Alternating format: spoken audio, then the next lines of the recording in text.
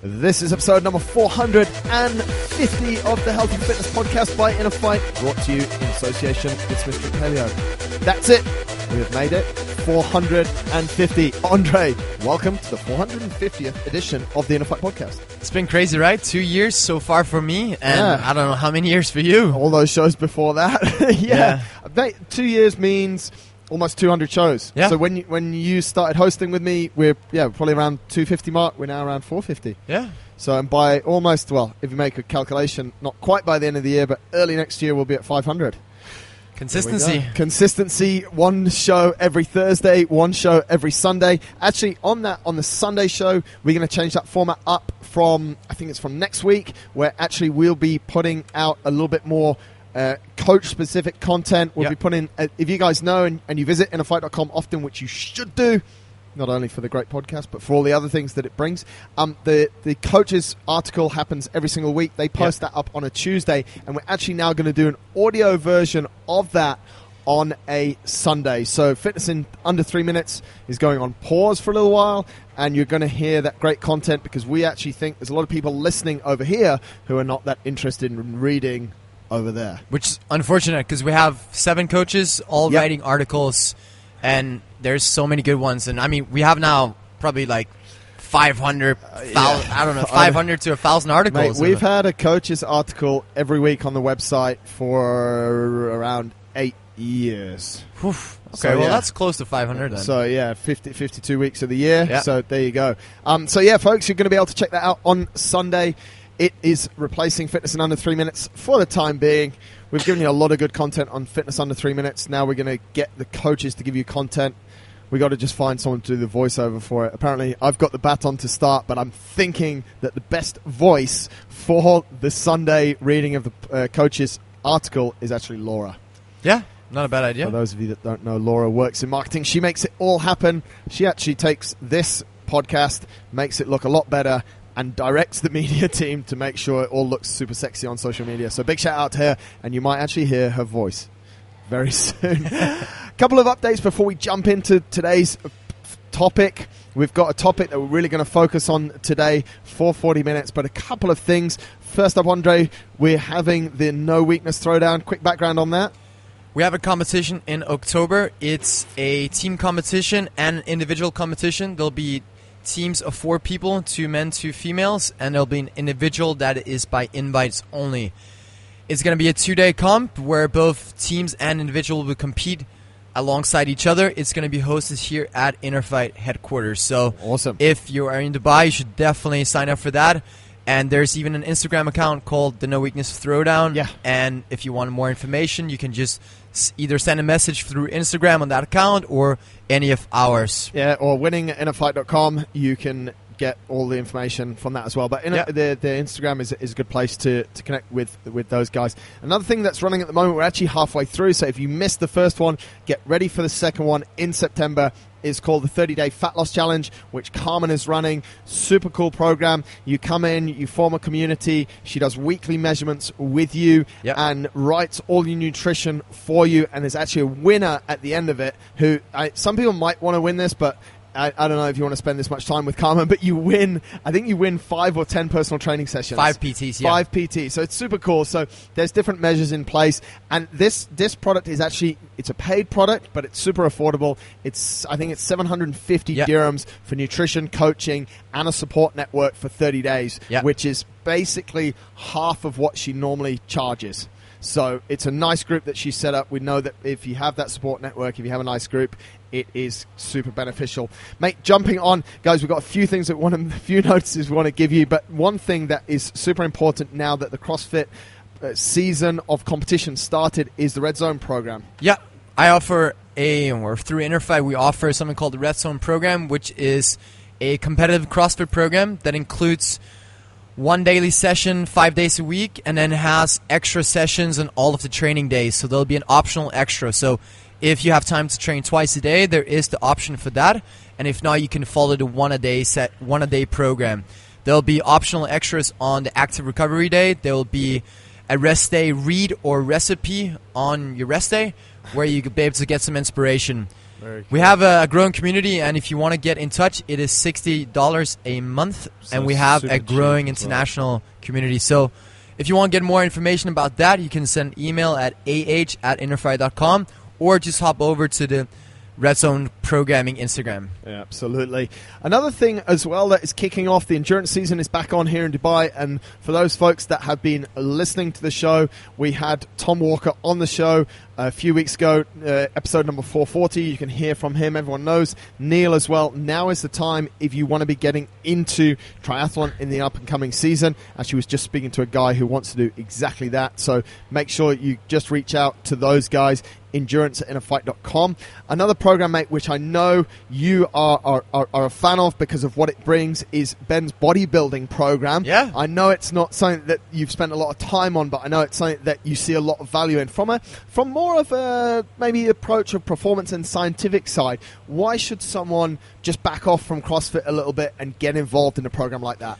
I think a lot of people don't have that background of training that allows you to train CrossFit as much as you want to. Yeah. So I think if you can back up your CrossFit training with a lot of bodybuilding training, just building some hypertrophy and just building those muscles nice and strong and healthy in order to take all that impact from those CrossFit high-intensity sessions. Yeah. It's just, a different thing. It slows things down.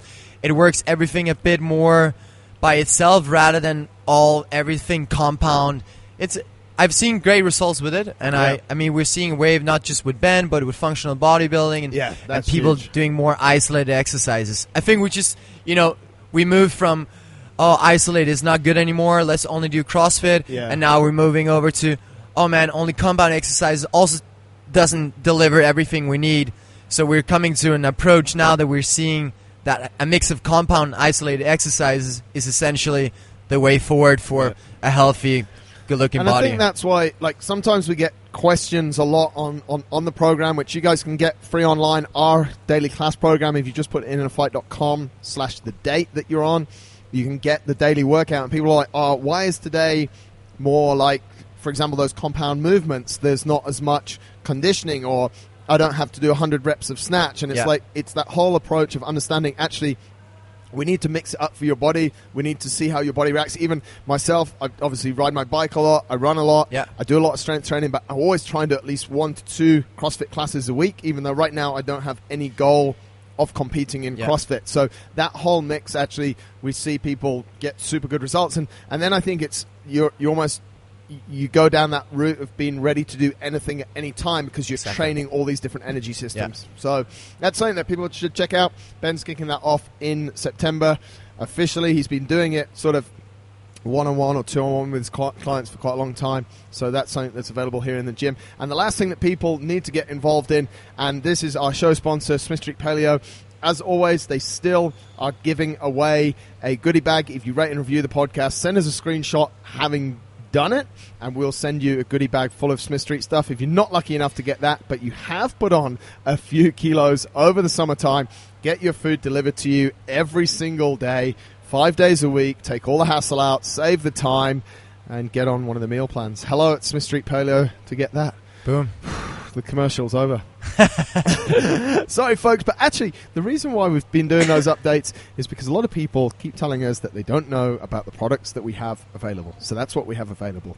But let's jump into today's show, which is all about what it takes to become a fitness coach, building your brand around it, which for those of you that are not interested in becoming a fitness coach, we're actually going to flip this one a little bit on its head, because we're going to be telling you what you need to be looking out for in a fitness coach. Exactly. And we're going to be telling you that if a fitness coach is putting celery on his Instagram and you're seeing him at the pub, then maybe you need to be thinking twice. So this is a super interesting topic. We also know a lot of you are fitness coaches that listen to the show, and we really appreciate you guys as well. So we're not here to bash anyone. We're just here to tell it how it is. And also just a heads up, like we're not saying we're the best or anything, and we don't think we know it all. We're trying to improve every day, and all the things that we're going to go through is things that we really try to, practice and take into account and make ourselves better. So it's not that we're perfect, but these are the things that we're striving for. It's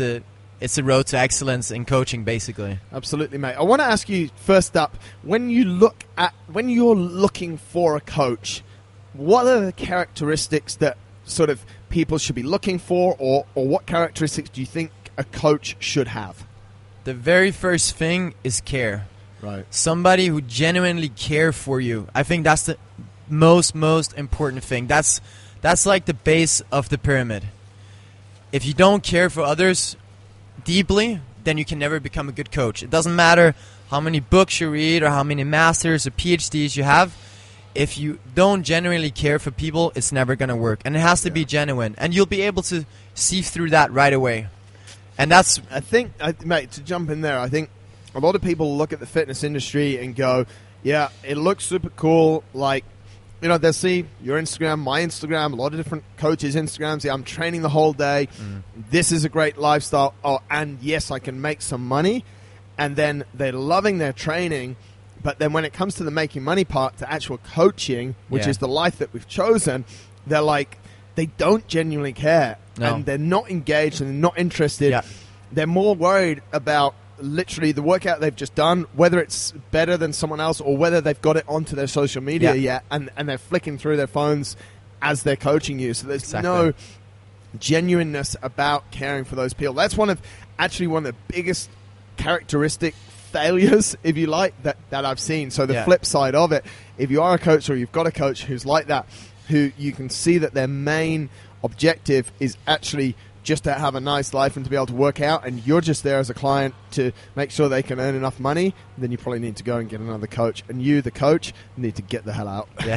Yeah, because being a good athlete and obsessed with training doesn't necessarily mean that you're good at teaching others and that you're passionate about teaching others, which is basically kind of number 2 in that pyramid. So if the base is being a genuine, caring person, I think number 2 is being able to communicate what you know to others and being able to listen to others. Yeah. Because often the clients tell you everything you need to know if you just let them talk.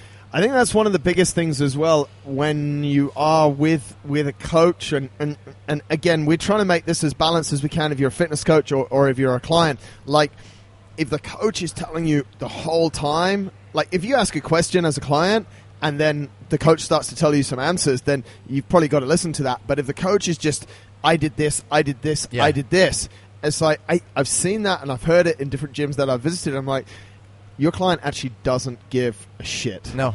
Like, your client generally, a lot of clients will care. And I think the more that you develop a relationship with your client, the more they're going to care about what you're doing. I think that's natural. But at the start, you don't impress me by telling me that you've just done Fran in 2:30, because I have no clue what Fran is and how hard it is. Yeah. Like, a lot of people don't understand the feeling that it would get to get a 2:30 Fran time. So stop talking about it so much and care, love fitness, but care for that client as well. And if that's not a characteristic you're finding in your coach, then again, get another coach. And if you're a fitness professional, get those two things straight away. I think one of the things, mate, and I really want your thoughts on this, is that a lot of people, they do love fitness, but it's like they love fitness because they think they can get to the CrossFit Games. That's why they became a coach.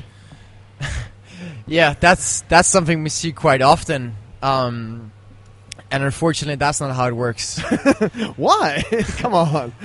Because I think you need to look at your athletic career and your coaching career as two different things, and they have nothing to do with each other. So you really got to focus on, if you want to make it to the CrossFit Games, then don't coach. Like, you can coach on the side, but only coach if you're passionate about it. If not, do something else. Yeah. Because you'll be wasting somebody else's time. Yeah.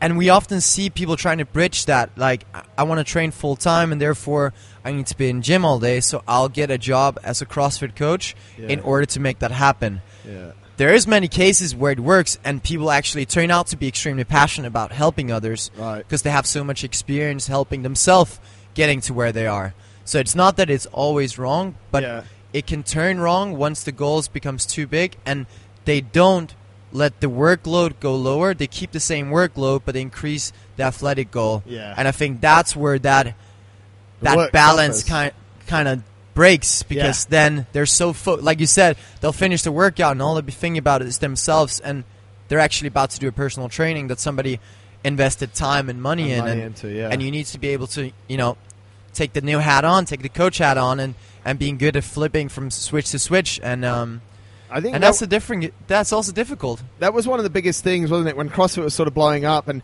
you'd have a lot of people that would think that, okay, because this individual is competing in CrossFit, be it the regionals or even going to the games, they're naturally going to be a great coach. Yeah. But we've seen it over and over that it's not. Like, the best athletes are not always the best coaches. No.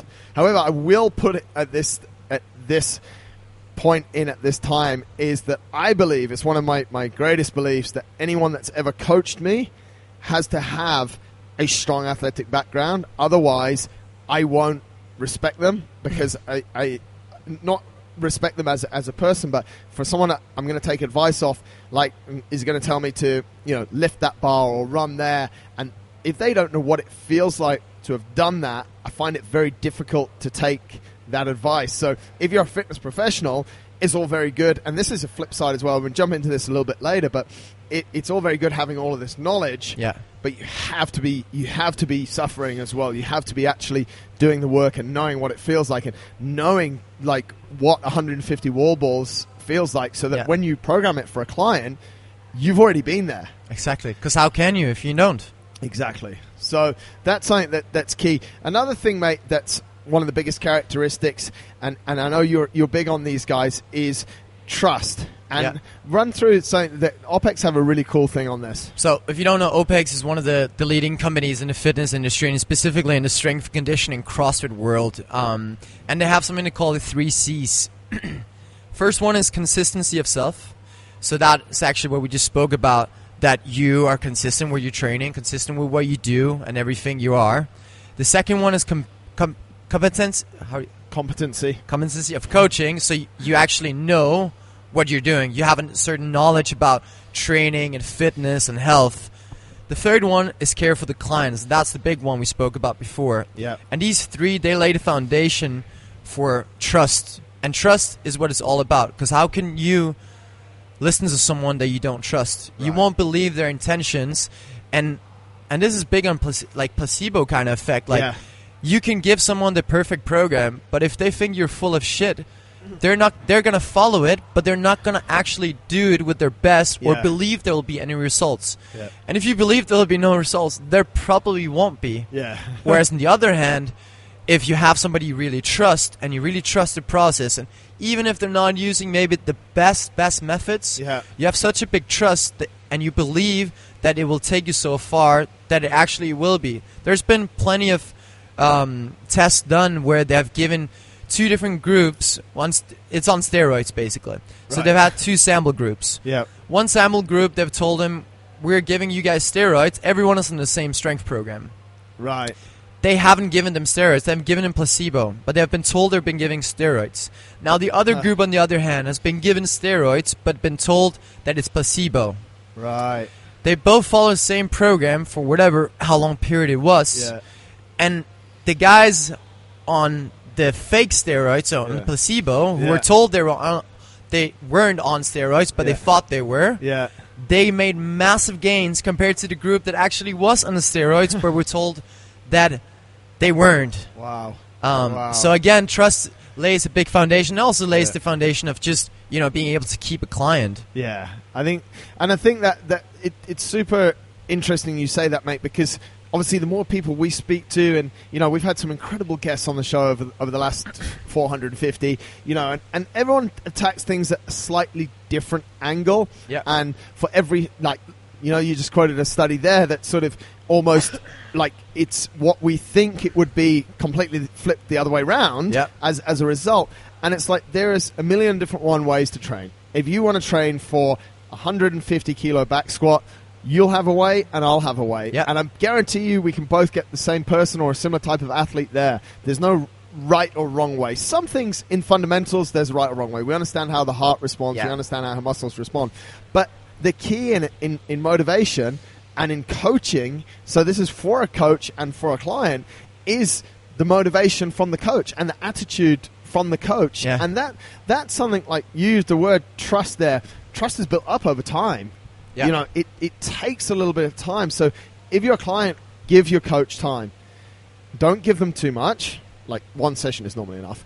And but then as a coach, like, don't expect that to come straight away either. Like, that takes time, and it takes time to build that relationship. So I think that's super, super key point that, you know, I think for both the client and for the coach, we just have to understand that trust needs to come.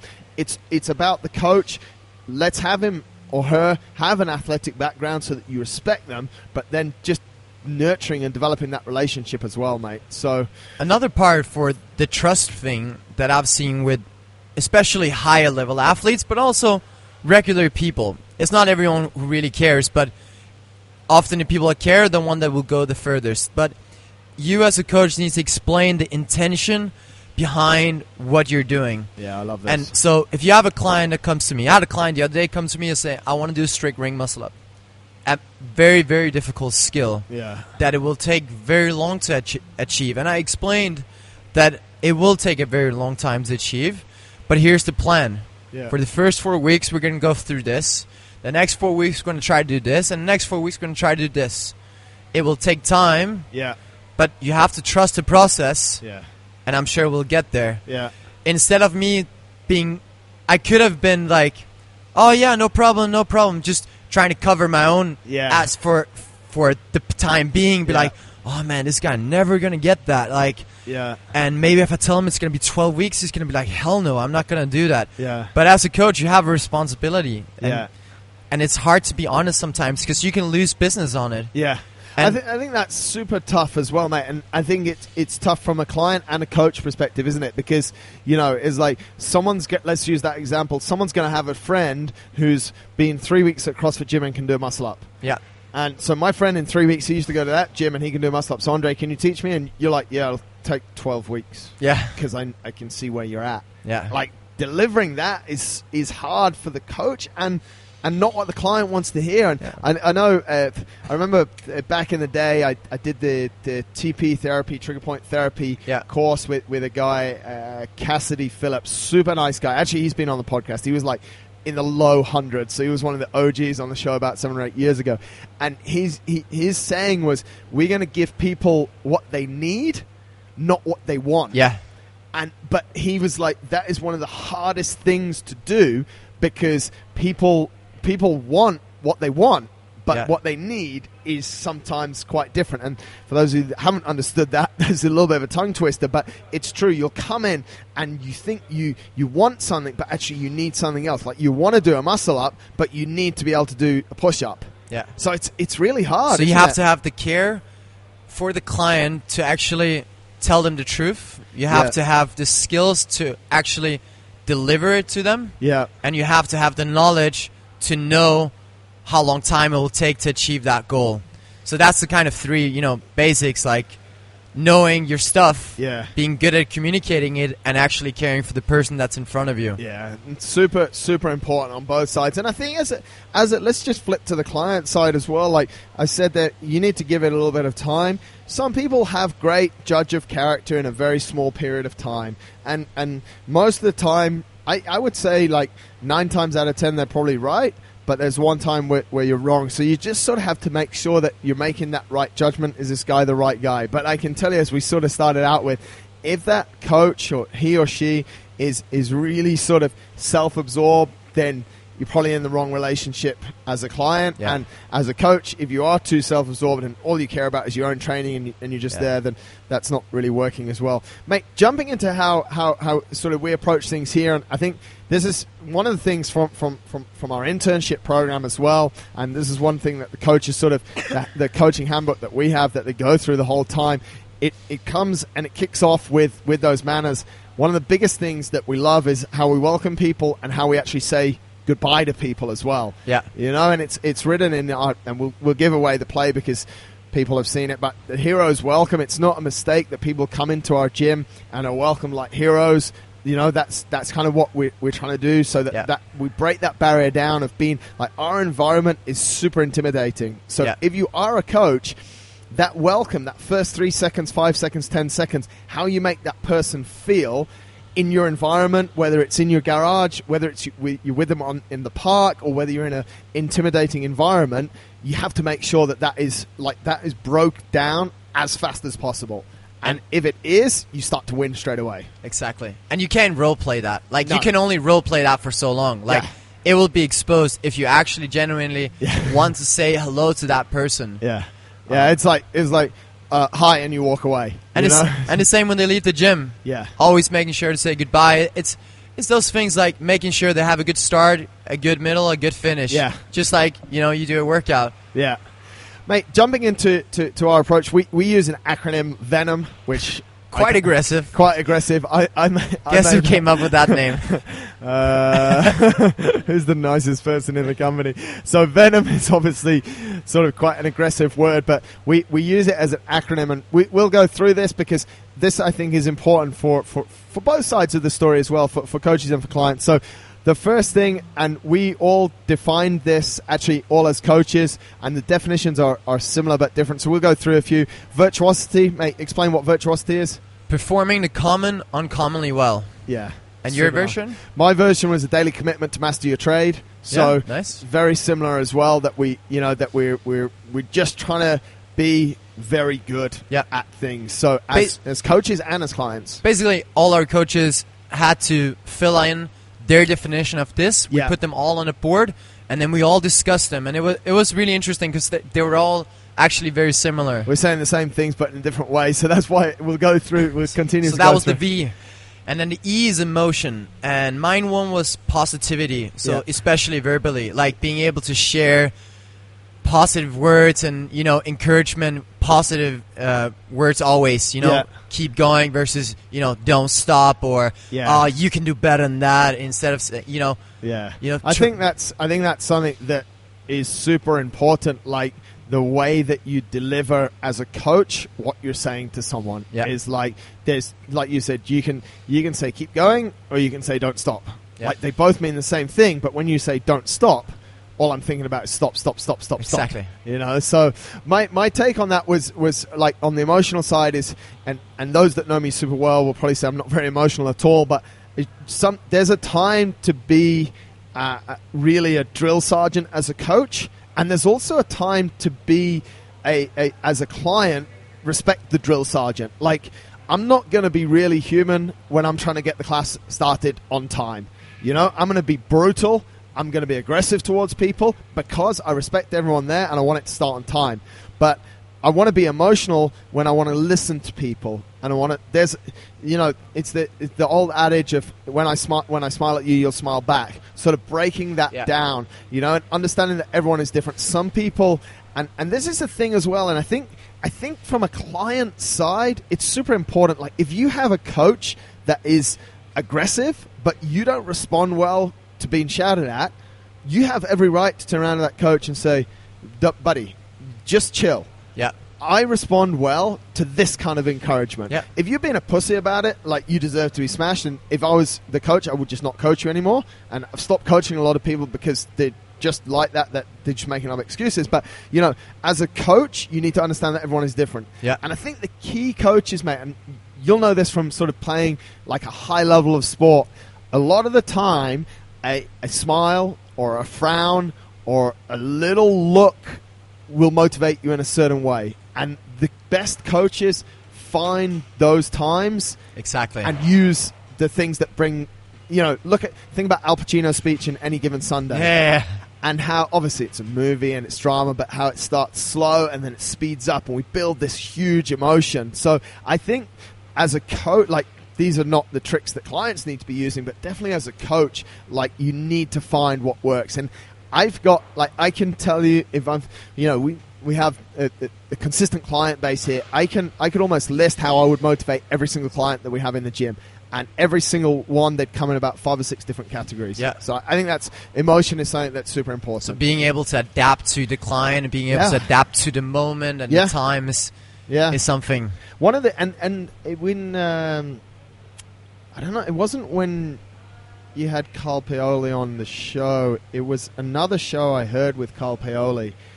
Again, this was back in the day, and folks that haven't heard of Carl Paoli, go check him out. He's on YouTube. He's on our show. He's on our show. I can't remember what number it is. I should really be prepared. But he said that when he started at San Francisco CrossFit, he used to teach, he personal train people, 6 clients a day. And he used to, it was when CrossFit was just sort of first kicking off, 2005. He'd teach those 6 clients the daily workout from the board. That's how raw it was. Oh, wow. But he would teach it to 6 people differently. Yeah. Okay. So you say emotion, this is all about emotion. So he knows, he's convinced that program is great for the mass population. His delivery in it and how he motivates people and what emotion he creates around that program in his personal training clients, it has to be. I've done it a lot. I use him with my clients that have, like, if it's a similar goal to what I'm working on, I'll use a workout that I've done. Yeah. And then I'll use it with another client, but the way that I deliver it is completely different. Exactly. So, super important. Next one. So we've had the V, we've had the E, and now we're on to the N. The N stands for no weakness, which is our mantra in the gym. Yeah. And my definition of that was 6 savage work ethics. So that's just being the hardest worker in the room, regardless if that's with training or coaching or just max effort and everything. Yeah. And I think, mate, mine is very similar approach to every situation, which reflects the words. No weakness. Probably if the world wasn't as screwed up, I would have just put "don't be a pussy." But it doesn't look quite as nice under the InnerFight, mate. We then moved on to openness. What does openness mean to you? For me, it's honesty. Yeah. And like we spoke about with the clients, it's super, super important to be honest with a client. You have a client who comes in for fat loss and is, let's say, 100 kilo overweight. You need to be honest in that moment and tell them, first of all, what the consequences are of being at that overweight, but also explain him how long the journey will be in order to get you back to normal. Yeah. Or, I have it often with the mobility clients. And they have, super tight thoracic and shoulders, etc. And I have to try to explain them that it will not be fixed in 1 month because it's taken you 10 years working at a desk, sitting rounded for 10 hours a day, and 20 minutes, 5 days a week is not going to fix it, but it's going to make a difference. Yeah. So it's, honesty with clients is just such a big thing. And also the other way around, when clients are speaking to the coaches, that we are honest with them and transparent in some sense. If they share something personal, I think it's important that we can respond to that and also maybe share something personal from our side to build that bond. I think, mate, absolutely. And I think that's probably one of our biggest strengths and one of our biggest weaknesses as a company is the amount of honesty. Like a lot of clients would go to a coach and say, let's go back to the muscle up. Yeah, my friend got a muscle up in 3 weeks. I want to get one of the coaches. Go, yeah, sure, sign up with me. I can get you that. Whereas you would turn around and go, well, let me see what's happening right now. And, you would then sit down with the guy and you go, well, that might take you 12 weeks. And, you can take it to another extreme. Like, I remember when Mohammed Al-Qasmi came in for the first time and you'd done his body analysis and I looked at it and we stood, I can remember exactly where we were in the gym. We stood just there and I said, well, you're in trouble. You might die within the next 2 years. And he almost lost it on me. He's like, well, I don't think that's very appropriate. Yeah. And I could see your face. You're like going, oh no, I've just sold this guy. I've got him in, and now my boss has just done this. And I was like, yeah, you're gonna have to work super hard for 18 months to 2 years at least. And fair play. Because what else can I say to him? Like, he showed me the report, and he asked for your feedback. And he asked for my feedback. Yeah. And, but I think there is a way to deliver it, and we've said that in emotion and in this. You'll die in 2 years, probably. Yeah, it was. But I know that someone, and this is an interesting thing. I know that someone that's 235 kilos knows, like, what's up. They know that they're in trouble. Sometimes something, and I wasn't trying to scare the guy, but sometimes something as someone as open and honest and upfront as that might be the final straw. We could have lost the client. Yeah. And I think as a coach, you just have to be confident in what you're doing. Like, why didn't that client sign up with you? Because I was honest with him. You know what I mean? Yeah. What? And then it goes on the flip side with the guy with the muscle ups. Is like, why are you not coaching that guy? Well, he came in and he said he wanted 3 weeks, and I told him I'd get a muscle up, but he still can't do his push up after 3 weeks. Like, you took him on and you took his money and you weren't honest with him. Yeah. So as a coach, you've done the bad thing. And that's integrity, right? Exactly. Yeah, so it is difficult, and another part of openness, which is just having a growth mindset. It's like, you know, it's not being closed to things. Yeah. CrossFit's quite new. Every week, I think we're putting new movements or new ideas in the program. It's a little bit back to the bodybuilding thing, right? Yeah. With Ben, like where we said, oh yeah, back in the day it was all about isolation. Next step, it was all about compound movements, and now we're realizing, you know, seeing results from clients and ourselves, that the best is a mix, and maybe. Yeah. Later on, we realized that, you know, maybe we need this in our sport, or maybe we need this in order to help people more. Like, we've implemented strongman classes. Yeah. And they're massively successful, and people are super happy. Yeah. And, you know, maybe we realize something else. We'll have more classes of this or more classes of that, or we'll incorporate this into our system. Yeah. It's a learning process. And in the fitness world, because we still know so little about the body. Yeah. And, like, you know, every year there's new scientific research coming out that, you know, just blast everything away, and you have to change your old systems. But it's really about being open. Yeah, I think that's the biggest thing, mate. And something that when you were just saying that, the new classes that we've introduced, like last week at the track, we had 48 people. Yeah. I went back because Neil posts on his Instagram every week after Track Tuesday. So I went back to August, exactly the same date a year ago. There was 12. Yeah. So that was probably a good day. Yeah, and that was probably a good day. But then, and folks that missed this, I'm not sure if actually, I'm not sure if we've spoken about this a lot at all, or if anyone really has. I think we did in one show. Anyway, a few weeks ago on CrossFit.com, they programmed a 15-kilometer run. Yeah. At the games this year, they programmed 42-kilometer row. Now, I'm not saying that because I love running, rowing, riding a bike, and long, dumb shit like that. But I'm saying, like, look at... So CrossFit put it in, so we have to evolve, and we have to have that growth mindset. So, you know, and it shows, you know, if CrossFit suddenly became a lot more gymnastics biased, like it is very gymnastics biased sport, but if it was more gymnastics biased, we'd also have to evolve to that level as well to help those people. Mate, last one is mindset. So we've had virtuosity, emotion, no weakness, openness, and the last one is mindset. Mine is do the best in whatever you want to do, no matter what it is. Yeah. And that's a little bit also back to the no weakness thing. Yeah. Just all in, everything. All in and everything. And mate, mine really is the mind controls everything, train it hard and train it often. And I think that's something that, you know, it's all a matter of mindset. We've said this quite a lot. Like, there's a number of different ways to get a guy to a muscle up or 150 kilo back squat or a 20-minute 5K, but the mind will control it. And I think, you know, when you're working with a coach, you need to have that mental connection, and you need to be I don't say you need to be of the same mindset, but you need to understand each other's mindsets as well. I need to know when to push you. You need to know when I've pushed you hard enough as well, and we need to have that communication. So yeah, that's something that's our approach to coaching that we use. A little bit of venom as well, mate. Let's just rattle through. I think this sums up this a little bit, but let's rattle through some common mistakes of coaching that A, we want coaches to look out for, and B, we want clients to look out for. Some of these we've hit, but we'll just rattle through them quickly. Hit us. I think one of the main things that I see, and that I might have been guilty of myself back in the day, is don't impose your own goals on your clients. Yeah. Which means that if you're trying to make it to the regionals and snatching and muscle up is super important to you, that doesn't mean that your 40-year-old client cares about that. Yeah, love it. So you can't let your client have their own goals and help them the best way, and keep your stuff to yourself. Yeah. Absolutely, mate. Second thing we've spoken about a lot, honesty with clients. You know, I think just be straight up. And as a client, I mean, if someone really cares about you, okay, they're not going to be a douchebag. There's no need to be rude to people. Yeah, maybe what I said to Mohammed that day was probably a lot for the second time I met him. However, like, just be honest. Clients, be honest. And clients don't lie to your coaches. Like, I could get quite fired up about this, but you know, this is two-way. If you want me as your coach to be honest with you and not to bullshit you, then don't bullshit me. If you can't make it, there's a reason, and it's got to be a solid reason. Yeah. If you're getting fat, it's because you're eating too much. You know, I think there has to be this brutal amount of honesty, and I think there's not enough of that. It's a teamwork, like you said.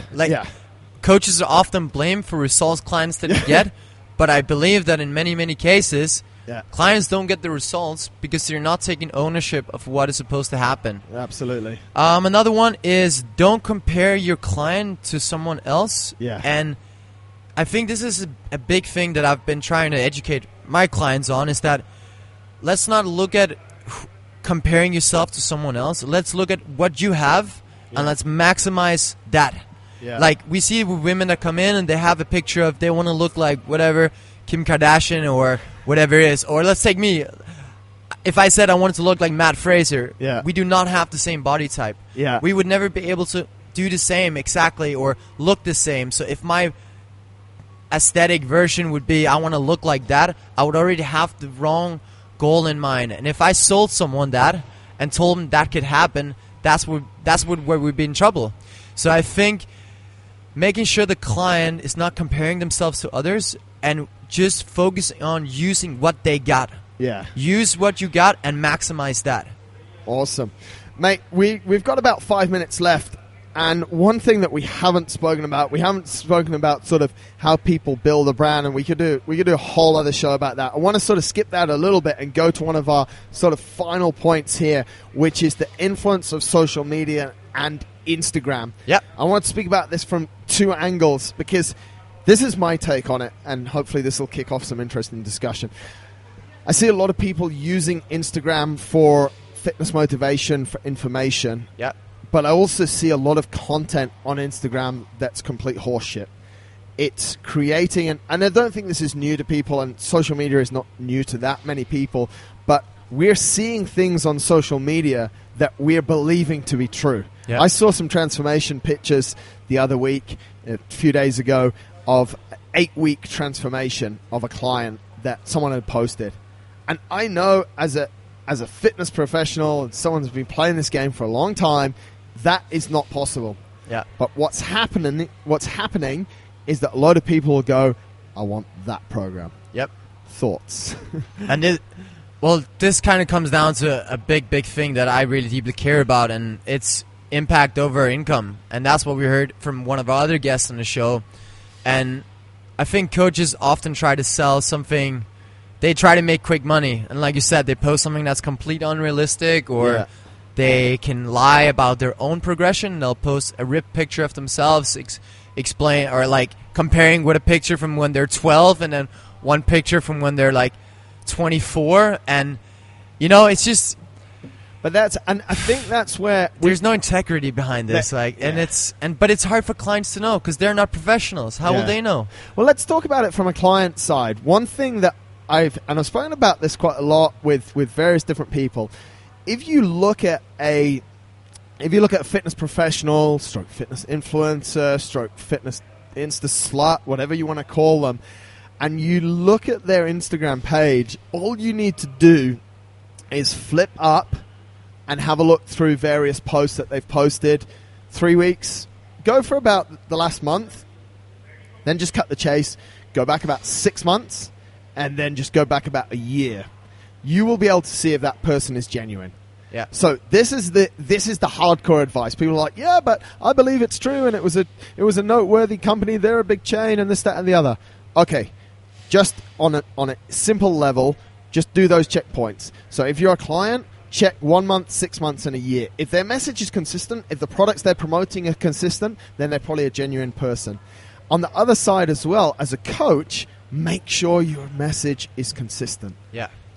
It's like we're ever evolving, but you never claim to be the master of Olympic lifting. You can snatch 130. You're one of the best there is. However, it's like that's not the be-all and end-all. You're posting an array of different content, just showing people how open you are. And this is why your Instagram following has grown so much, because it's all genuine content. But so many people's content is so disgenuine, ungenuine. It's garbage. Yeah, I think sometimes, as a coach, and when you're trying to share your content and share what you stand for, you first need to figure out what is it exactly you stand for. Yeah. And really make a plan, who's your audience and all of this. And so you know who you're speaking to. So you also know that what you're trying to share is going to hit that target group. Yeah.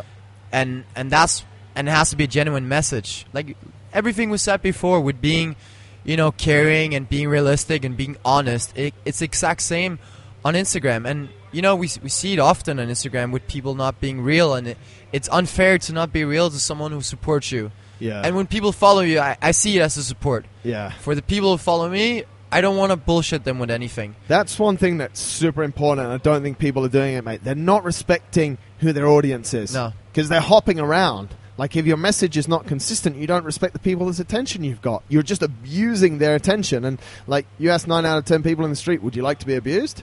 Like, no one's going to say yes. So I think that, mate, you nailed it super well there. And I mean, that's obviously what you put a lot of great content on your Instagram, and it's a variety as well. Like, you want to warm up your shoulders to lift, this is what I suggest. If it works for you, do it.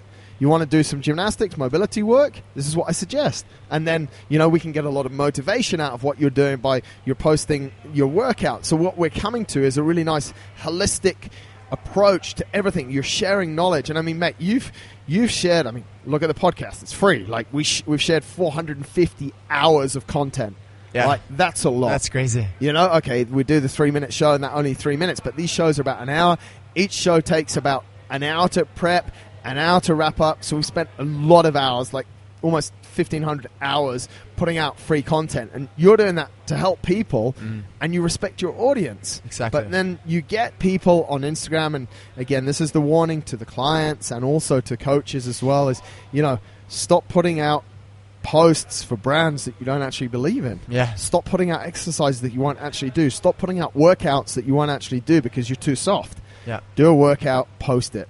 Tell us Yeah. how you did. If you're a man or a woman or just genuine, post your time as well. Yeah. I think there's all sorts of different things. I mean, they're probably in social media, I don't know if there's any other sort of golden rules, mate, that we see people breaking or advice to clients. I think advice to coaches in general is to try to tell a story rather than sell products all the time. Like, okay, like we said, we sell 100 things here in InnerFight. Yeah. So many different programs and products and etc. But you go to our social media, we're not posting every single post, buy this and buy that and buy the other. We're trying to tell the story about InnerFight and what we do and the values we have and just everything that involves the brand. But we're not trying to sell things to you all the time. And I think, I know for myself, if I follow someone who constantly posts ads and just shares like, oh, buy this and buy my latest and buy this, and you just get tired of it because you know that person is gaining from it, and you almost feel like they're using you. Yeah. So instead, if you're managing to tell a story, a genuine story, sharing things from even your private life and things like that, making people feel like they get to know you. Yeah. Because they almost do through social media nowadays, right? They get to know what you put yourself out as. Yeah. So definitely just, we should do a full on branding and how to exactly strategize and build. Yeah. And that would be really cool because I think a lot of people are confused here and lost. There's the call to action. If you are a fitness coach, if you do listen to the show, we really appreciate you guys as well.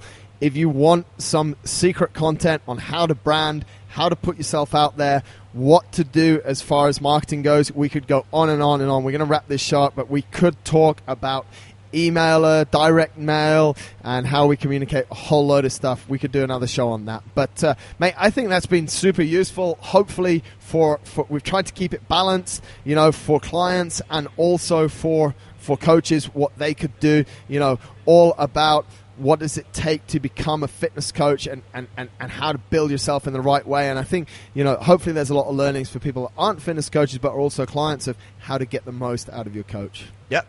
Awesome.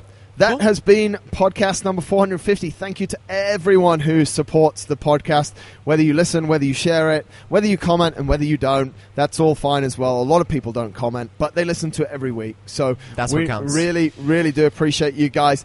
And if you are looking forward to what we've got coming up, next week's show is super cool. It's a little bit geeky. We talked to Dan Cruz on taking care of Mo Farah's strength and conditioning. Mo Farah, world record runner, absolute freak athlete, obviously from England. Don't worry about that, Andre.